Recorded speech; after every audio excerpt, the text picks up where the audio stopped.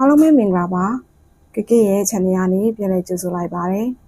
ဒီနေ့မှာတော့ Facebook profile name ပြောင်းနည်းလေးကိုမျှဝေပေးသွားမှာဖြစ်ပါတယ်ပထမဆုံးအနေနဲ့ဒီဘေးကမြင်းသုံးချောင်းလေးကနေ profile ကိုသွားပါမယ်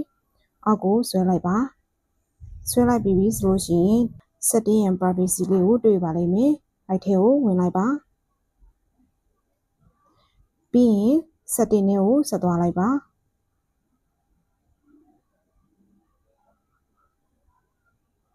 ပြီးရင်ဒီမှာ account center ဆိုတဲ့ဟာလေးကိုတွေ့ပါလိမ့်မယ် account center ကိုနှိပ်လိုက်ပါနှိပ်လိုက်တာနဲ့ကိုယ့်ရဲ့ profile detail တွေကိုရောက်သွားပါတယ်ဒီလို account center အောက်ကကိုယ့်ရဲ့ profile ကိုရောက်ပြီဆိုတာနဲ့ဒီမှာ profile ဆိုတဲ့ဟာလေးကိုထပ်ဝင်လိုက်ပါပြီးရင်ဒီမှာ Facebook ဆိုတဲ့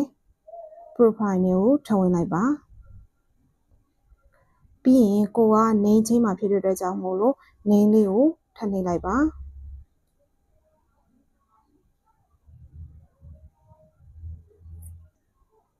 ပြီးတော့ကိုအသစ်ပေးမယ့်နာမည်လေးကိုထည့်လိုက်ပါ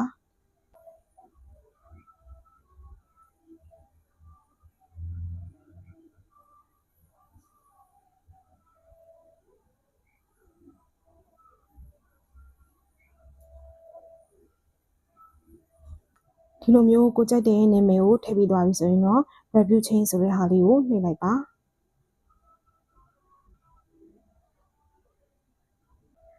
ဒီမှာဆိုလို့ရှိရင်ကိုယ့်နာမည်ကိုခုနကထည့်လိုက်တဲ့ကိုယ့်ရဲ့နာမည်ကိုရွေးပါဒီမှာတခြားသူကsimilar ဖြစ်တဲ့နာမည်တစ်ခုလည်းပေးထားပါတယ်ဒါကိုမရွေးပါနဲ့ကိုတကယ်သုံးမဲ့နာမည်ကိုဒီလိုမျိုးအပြလေးချက်လိုက်ပါ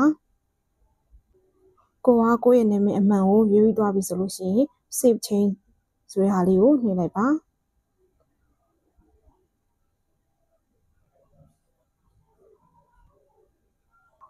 ဒီလိုမျိုးလေးဖြစ်သွားပြီဆိုရင်တော့ကိုယ့်ရဲ့ profile လေးကချိန်သွားပါပြီ